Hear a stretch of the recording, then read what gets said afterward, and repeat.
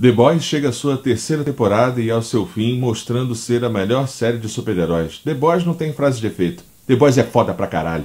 Caralho, o maluco é brabo.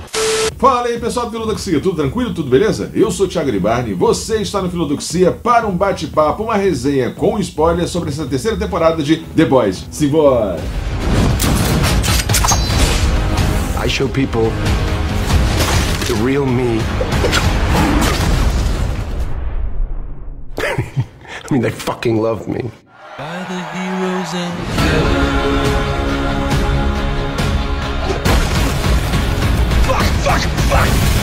E aqui você já sabe, eu já vou pedindo logo, antes que algum super fora de nós ou dentro de nós decida acabar com tudo, deixa seu like maroto, se inscreva no canal, caso ainda não tenha se inscrito, e se você estiver assistindo essa prévia lá, aqui pelo Instagram, não esquece de passar no canal que ajuda muito, estamos chegando aí a 2.000 inscritos, ajuda muito, beleza? Então agora sim, bora começar, lembrando que essa crítica contém spoiler. Crítica não, é um bate-papo.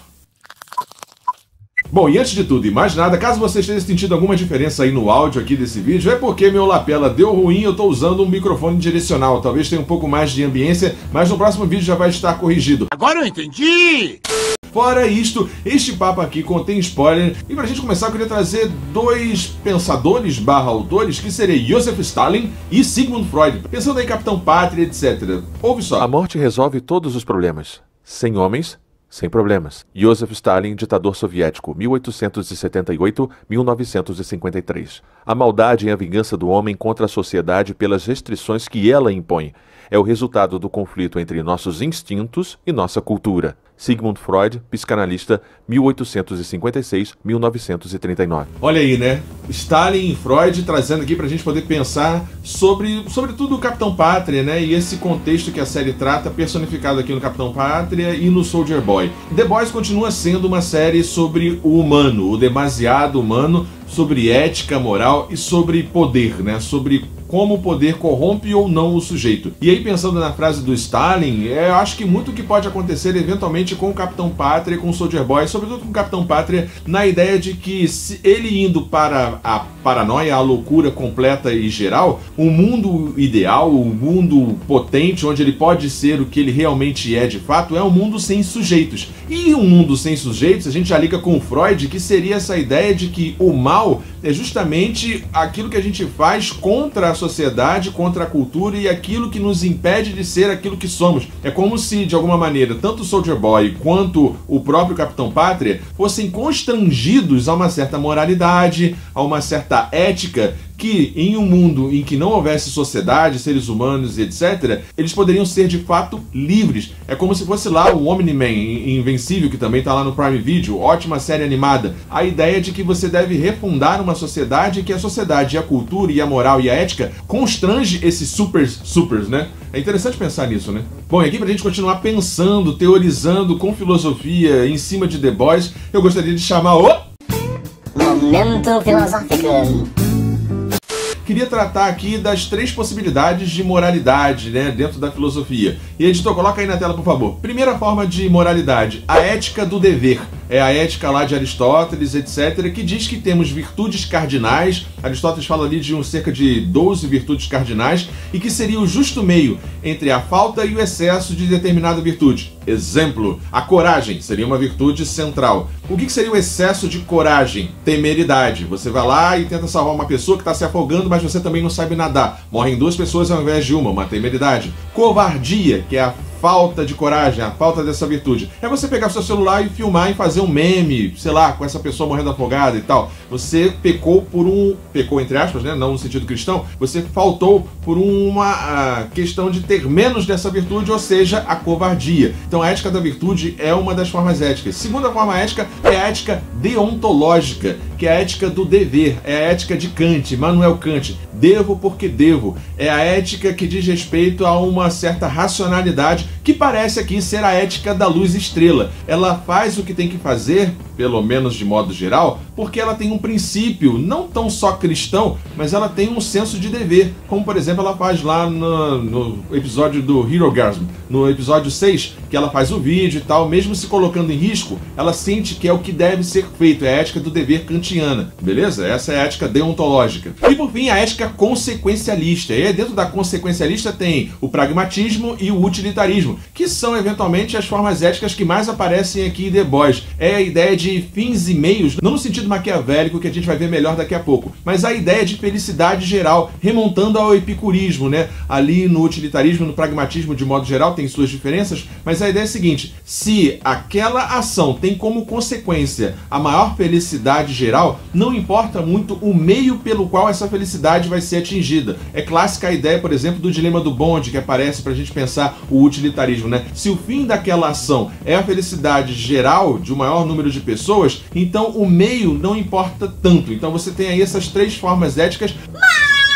Mas aqui em The Boys o que aparece mais é uma não ética, é a ética de Maquiavel, né? A ética que está fora, digamos assim, do senso comum, do povo, dos súditos e etc. O príncipe, o soberano, o Soldier Boy, o Capitão Pátria e etc., eles estariam fora dessa ética, né? É a ideia de fins e meios, mas num sentido maquiavélico, que é uma frase do Capitão Pátria nessa temporada. Editor, se achar, coloca aí. Ele diz que ele gosta de ser amado, né? Como a gente bem viu, mas ele não tem problema nenhum em ser temido.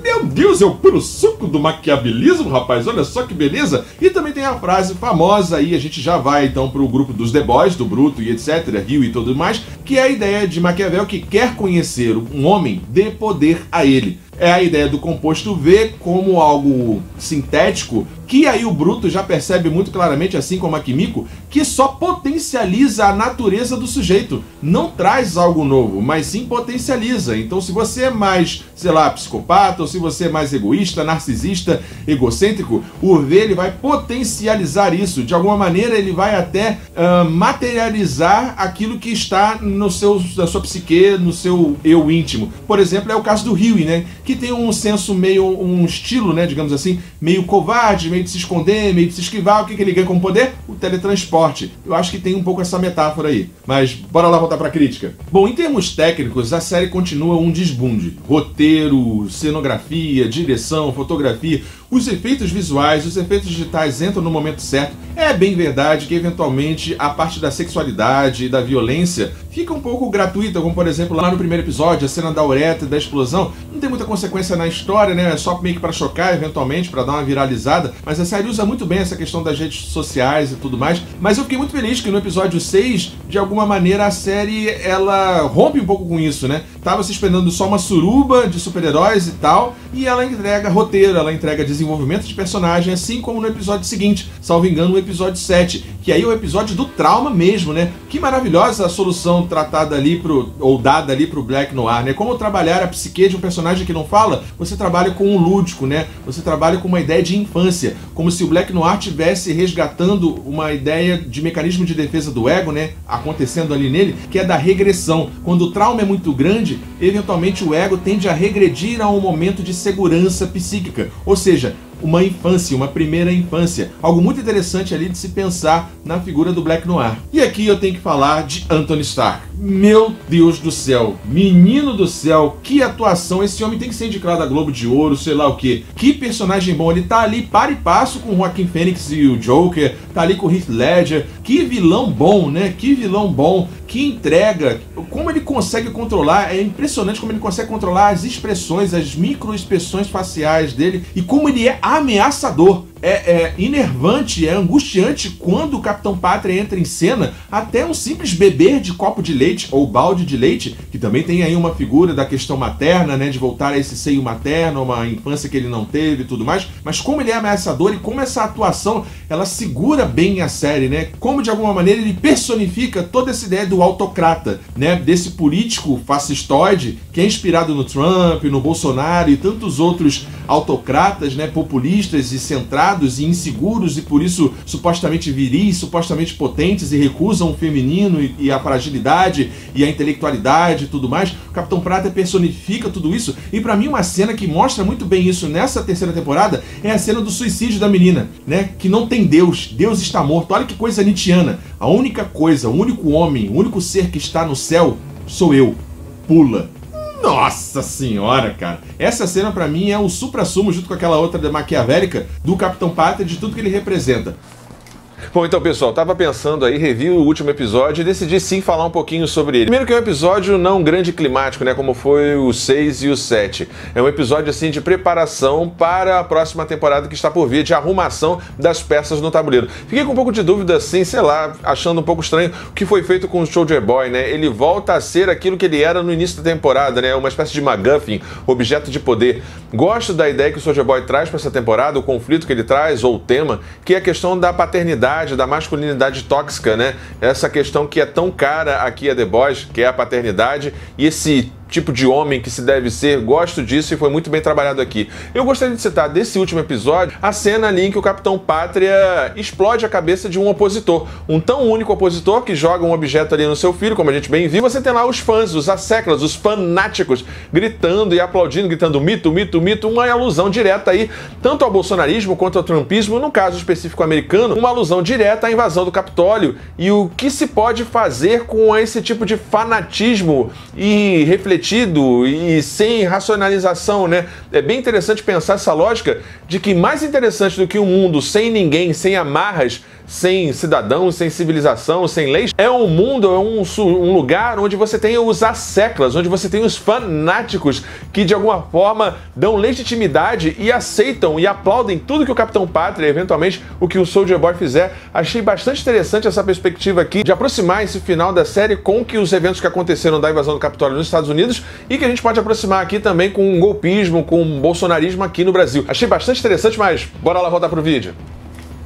Para fechar, falar da questão dessa eugenia, né? The Boys está discutindo o tempo inteiro essa questão do fascismo, essa questão de poder e da eugenia, da raça superior e tudo mais, e que agora ganha força, sobretudo, com a ideia de Soldier Boy e Capitão Pátria serem pai e filho, e você ter uma super raça e a ideia de não se submeter mais à vote, à mídia, as regulações, a política e tudo mais. O único freio que esses sujeitos têm é, em alguma medida, a questão de mídia, né? A questão de popularidade, a questão política. Quando isso ruir, quando isso cair, que é o que parece que vai acontecer, vai ficar muito difícil para os The Boys, de alguma maneira, se contraporem a esses dois. E eu não sei se a série de TV vai levar adiante o arco do Bruto, né? Para quem lê os quadrinhos e tudo mais, sabe que o arco do Bruto ele vai ali beirando para um antagonismo e tudo mais, mas não quero entrar aqui nesse terreno, caso você não tenha lido a HQ, mas me parece que a série está caminhando sim para isso. The Boys, terceira temporada, é um primor. Junto com Stranger Things